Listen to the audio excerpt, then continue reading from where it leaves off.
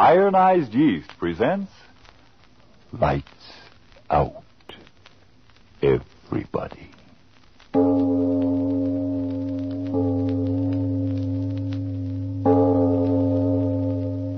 It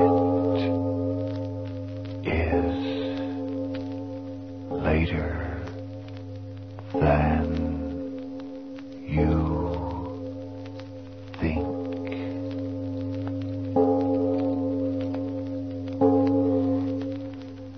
Lights Out brings you stories of the supernatural and the supernormal, dramatizing the fantasies and the mysteries of the unknown.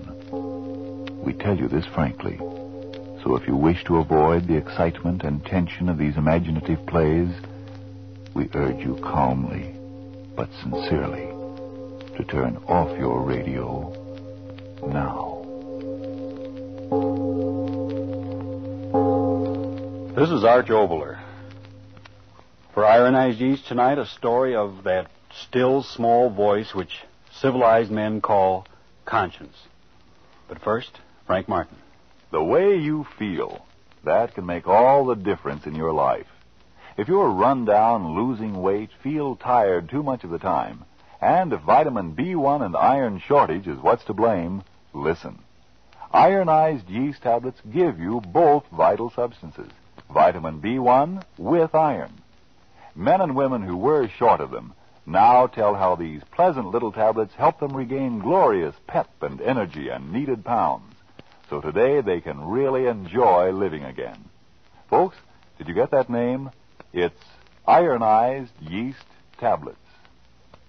And now, Lights Out, Everybody.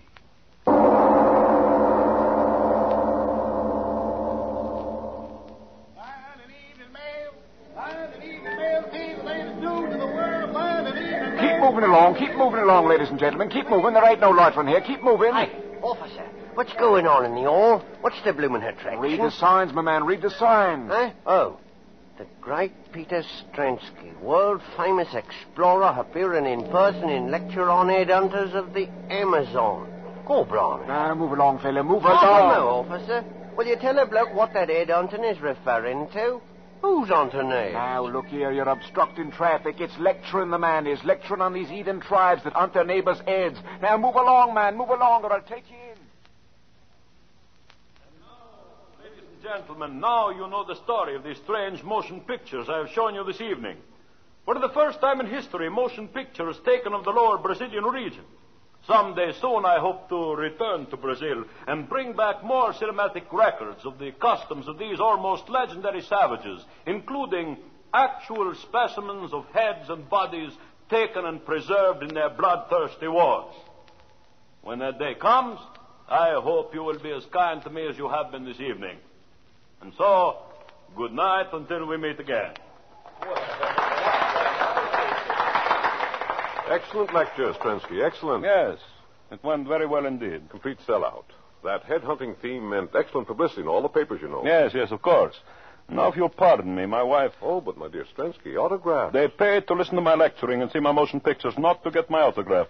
I'm sorry, my wife, she will be waiting, and I... Come, don't worry about her. She's well taken care of. Eh? What are you talking about? I just passed her backstage, and she had a handsome young gentleman having quite a tete-a-tete, don't you know? You will pardon me. No, John. Oh, come now, Ellen, you must do it. Oh, but John, that's ridiculous. Who ever heard of such a silly thing? I did, and that's why I'm telling it to you. Well, I won't listen to another word. I really won't. Oh, yes, you will. No, I won't. If I might be so bold as to interrupt. Oh, Peter, it's you. I'm sorry to interrupt your most interesting conversation, my dear wife, but we must go. But, Peter, we... Come, I said. The automobile is waiting. But I'd... Very well, Peter. Good night, John. Good night, Ellen. Come. Get into the car, Ellen.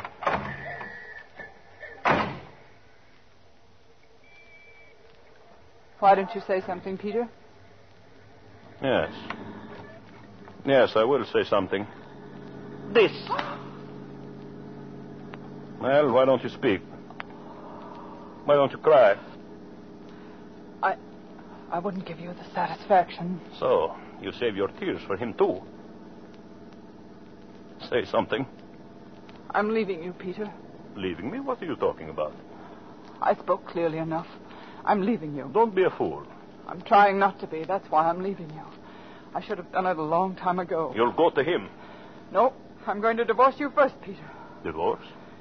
I won't have any difficulty about that, I'm sure. No. Never a divorce for me, never. You'll have no choice. Please stop the car. Yes. Goodbye. Ellen? I'm sorry for you, Peter. No. I'm sorry for you. And him.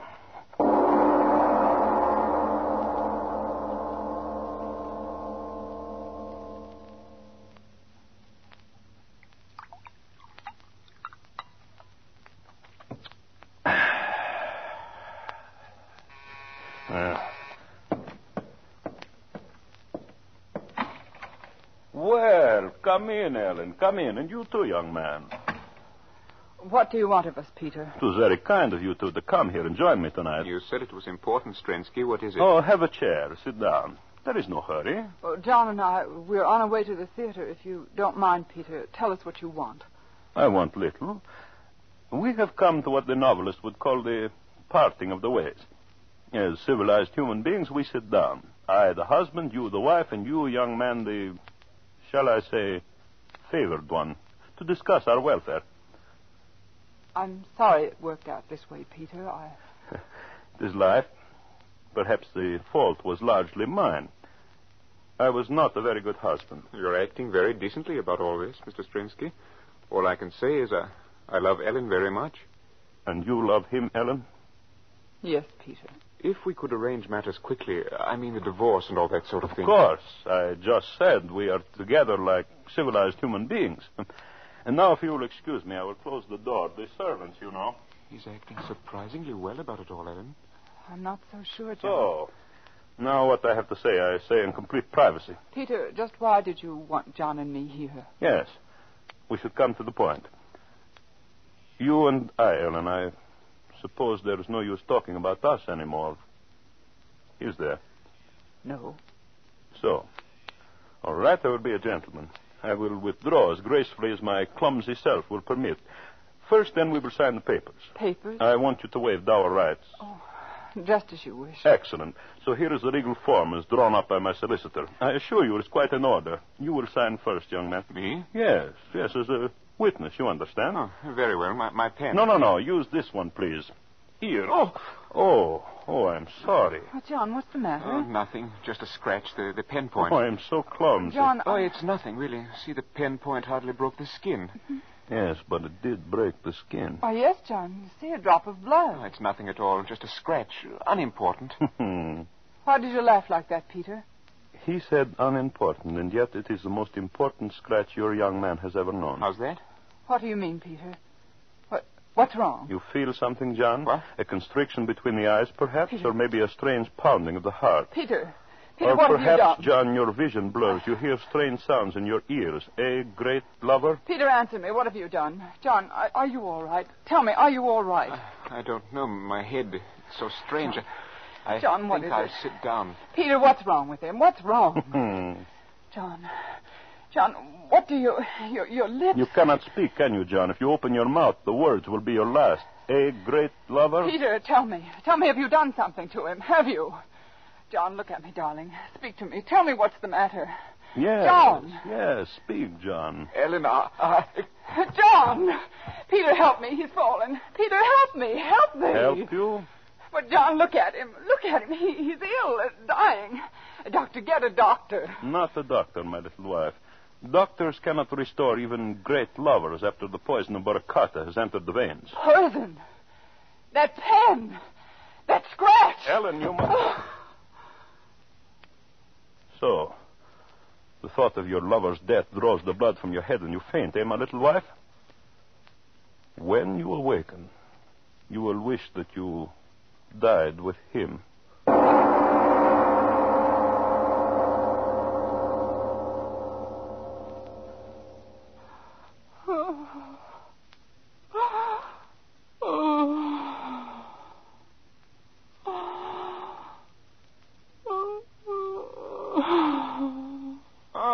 You are awake again. My arm. You are bound in a chair. It is most discourteous of me, I know, but then, as you may remember, I always was a barbarian. John. John. You will keep your voice down. John. You've got to tell me. Where is he? Why am I down here? John's not dead. He can't be dead. There on that table. Under the sheet. Not John. Yes, John. John. You've killed him. Let me loose. Let me go to him. Stop that. John. Stop making that noise, you mad woman. Stop it. Stop it, I say. All right, I'll stop you then. I'll stop you. All right. There, my little wife. Scream, yell, rave all you want. This gag over your mouth serves its purpose well. Go on. Go on. You amuse me.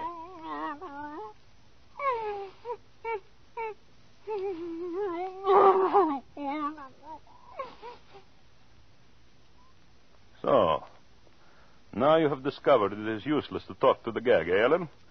It is such a waste of effort, is it not? So now that you are silent, I can go on with my work. Most important work. Yes, you were right about what was on this table here. See? I throw off the sheet. And he was such a handsome man. Well, I must get to work.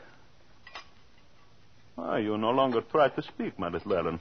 Does the sight of these beautiful surgical instruments frighten you? They need not. They're not for you. They are for John.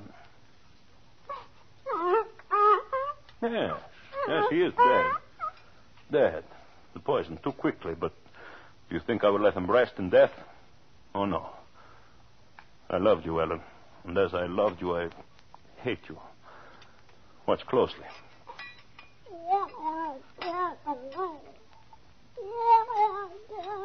What? I'm sorry, I cannot understand you.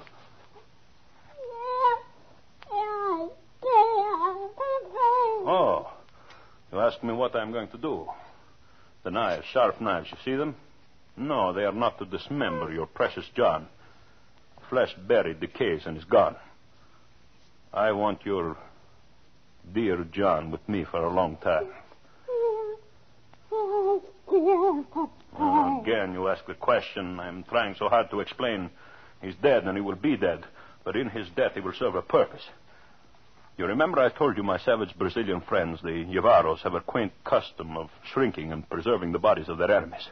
Well, I studied their methods most carefully. John Douglas was my enemy. Here he lies. And I will do with him as the Javaros do with their enemies. So, now you understand.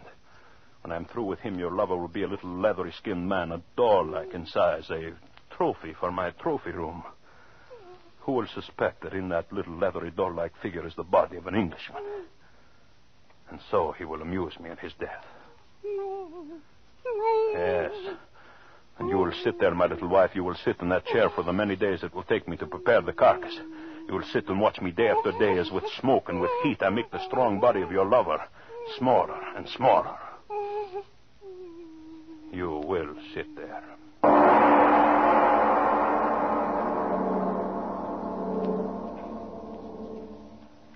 Ladies and gentlemen, a deep breath, please, before we go on with this story of a jealous husband and the strange and terrible revenge he took against his wife and the man she loved.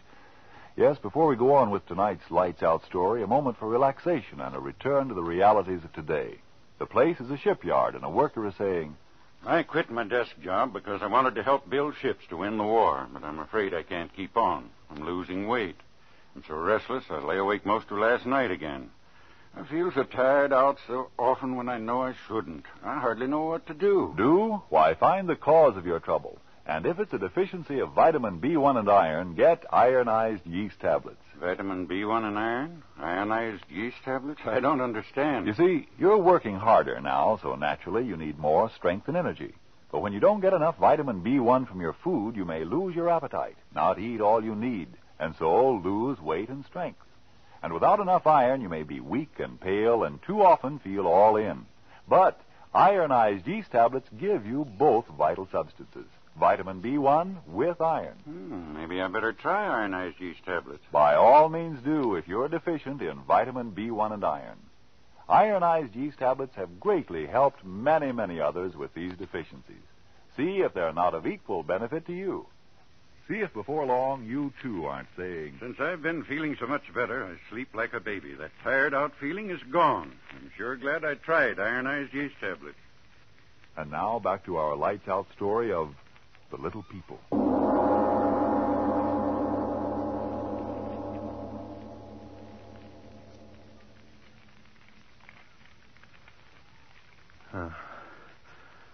Fire is warm. Hell, warm, so very warm. The air filled with smoke.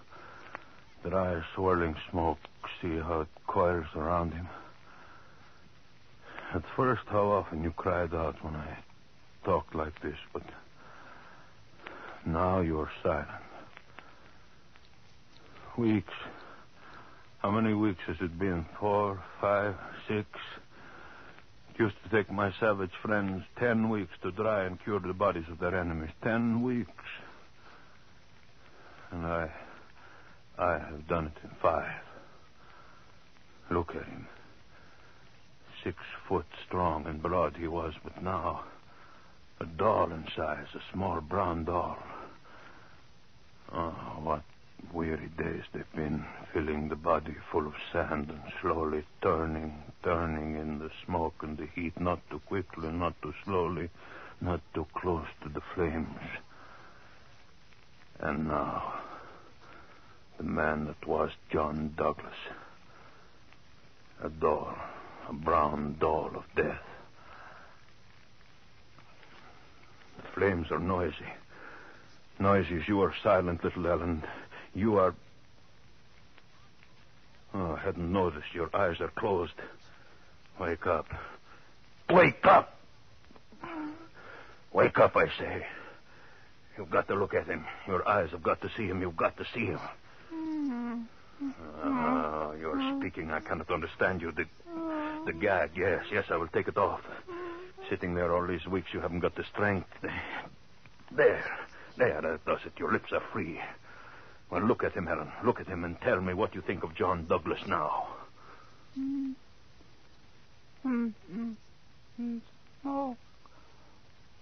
Smoke twisting around him. Smoke is taking him. Where is he gone? Ellen. Where is he gone? Ellen. Smoke. I'll go to him in the smoke. He's waiting. Ellen, stop. Stop, you hear? Understand? You must understand. Smoke, he will wait for me. Smoke. What are you raving about? Yes, smoke. See how it curls around him. No. He's waiting. No, stop talking like that. Stop talking like that, I say. He's waiting. The knife. Where is the knife? I'll stop you. No. Ellen, all right. Dead. Up on the table with you. I must prepare you, Ellen, for the smoke and the fire. It took me 5 weeks with him, and now 5 more weeks with you. And then you will be as he is. Brown with the smoke of the curing fire. A little doll in size.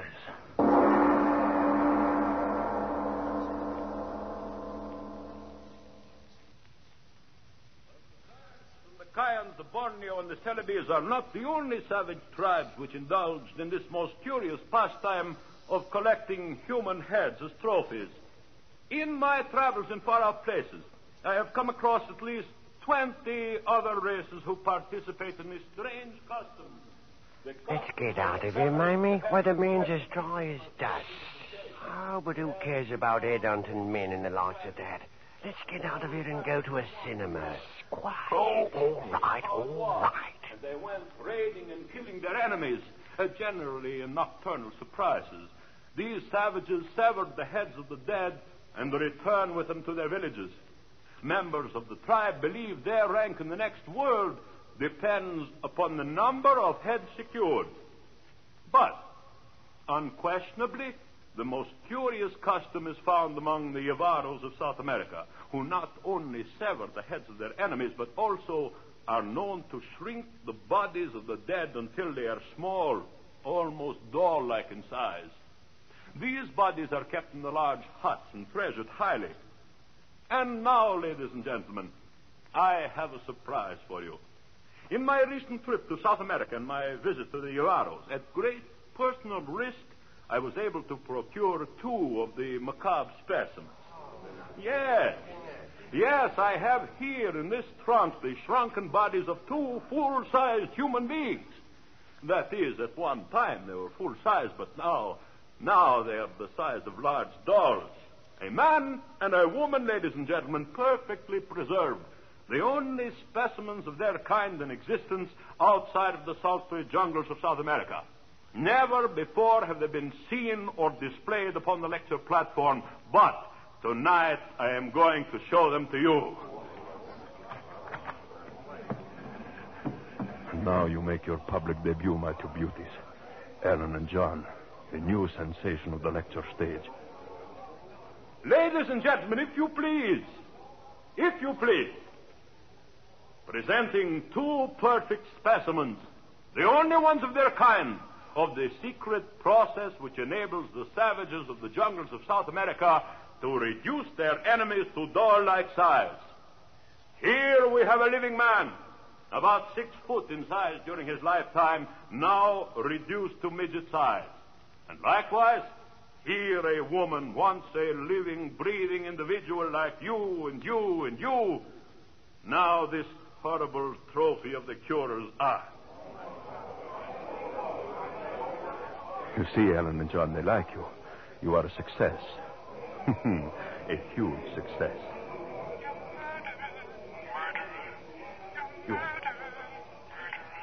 You're talking.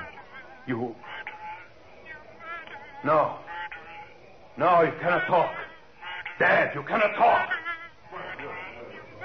No, you cannot talk. You're dead. The both of you dead. Stop talking. Stop.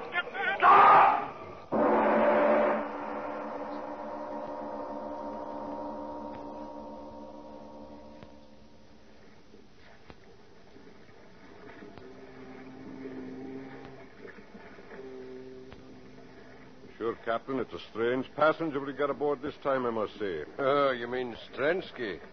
Aye, strange he is, mate. But what's he running away from, sir? Oh, sure, mate, that ain't a proper question to be asking of a man when he lays as many pound notes on the table as that man did for this passage. Hit me out of England tonight, he said. And get him out of England I did. Now, could he be one of them embezzlers? Oh, aye, that he might. The trunk he was carrying, well, he wouldn't let any of the men lay a hand on it. He brought it down to the cabin himself. I'd like to get a look in it. Aye, and so would I. But he stays in that cabin of his all the time. He's down there now, and I'll bet he's looking in that trunk this very minute. The cabin door is locked. No one can come in when the door is locked. It's going to stay locked until we get there. South America, they won't get me there. No one will get me there. Why did I run away? What's the matter with me? No one heard them but I. No one in that audience but I. They're in that trunk there. The 2 of them. Why don't I find out now if no one heard them but I? Why don't I? For sure. Yes, I must. No, they couldn't have talked, not they.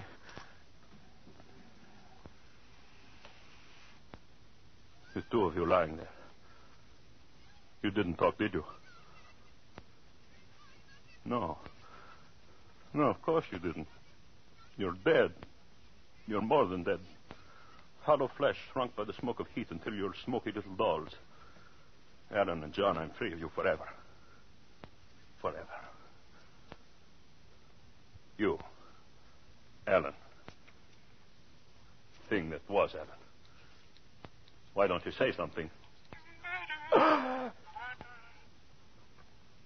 Again. I heard you again, the two of you. I heard you. No. Stop it. Stop it. Stop it. Stop it, you little things. You can't speak. You're dead, burned in the flames. Stop it. All right, I'll stop you. I'll stop you. Into the sea. I'll throw you into the sea. Come, you and you. I've got you in my hands. I'll throw you into the sea. First you, Ellen. Into the water. There. And now you, John. Into the sea. The sea will stop that tongue of yours. There. There. Now I'm through with you. Through with you. The water will stop your mouths. It stopped it. I'm free of you forever. The two of you forever. Huh? What's the matter? What's the matter? The matter? Oh, what do you mean, Captain? Nothing is the matter. Oh, I thought I saw you throw something in the water. In fact, I'm sure of it. Oh, just some old things. Yes, that's it. Some old things I didn't want. Oh, I see. Well, as long as everything's all right. Yes. Everything's all right. No. It is a weird night, isn't it? Weird? Why do you say that, man? Yeah, it's so dark. No moon, not a star in the sky. It's like we were sailing at the black of a tomb without even candlelight to lead us. You know, if I was a superstitious... What in the devil's name is that? What? What are you talking about? There, to starboard, see? 2 lights. Take it, what lights are those? They're coming closer. Stars, ship lights? No, that can't be. Why, I've sailed these waters for 15 years. It's they. What? The two of them, their faces. See them gleaming faces. Ellen, John, get back.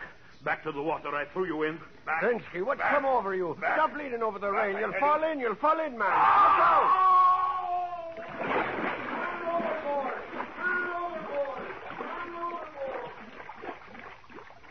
Help! I fell in. Help me. Here. I'm here. Save me. Save me.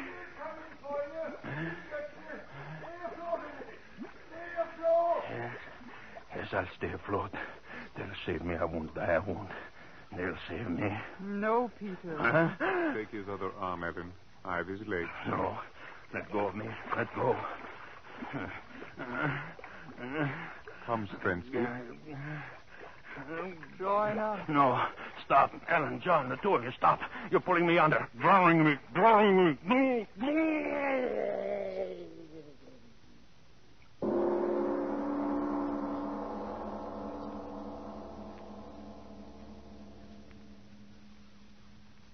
Well, Mr. Oboler. Well, Mr. Martin, what are you looking for tonight? Rationalization, morals? For, of course, the moral of tonight's story is a healthy and a hopeful one, that evil is its own undoing. That reminds me, Frank, outside of Hitler, Hirohito and Company, have you a nomination for the evilest man of the year? Well, leaving Hitler and his fang-toothed friend out of it sort of restricts me, doesn't it? No, because anyone who thinks that evil is impersonated only by the militarist is quite naive. But you have your say, and then I'll have mine. Do people say you're slipping, that you can't take it anymore?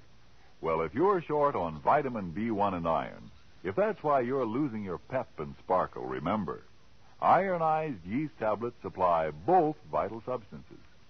Of course, a rundown condition may be due to other causes. If in doubt, see your doctor. But if you simply need more vitamin B1 and iron, get ironized yeast tablets right away. They've been of great help in scores of such cases. In fact, ironized yeast has been so successful that it's sold on this no-risk, money-back basis.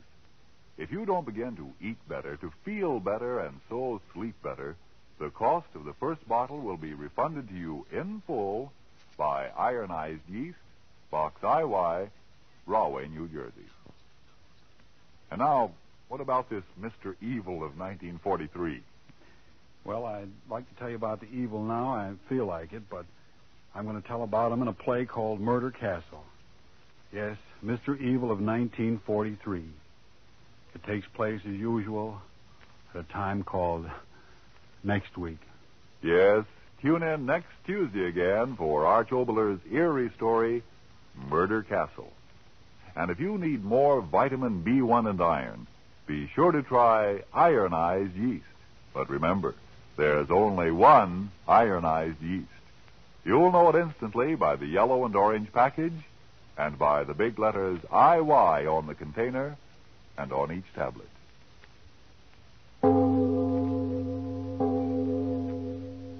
It is later than you think. Friends, those white shoes you now own are not going to be easy to replace. So give them the best of care. Clean them with Energine Shoe White. It's made only with the very whitest pigment. And that amazingly white pigment is thoroughly mixed into every particle of every drop of Energine Shoe White. So it goes on smoothly and dries quickly to a really white. Keep your white shoes looking better longer. Buy Energine Shoe White. This is the Columbia Broadcasting System.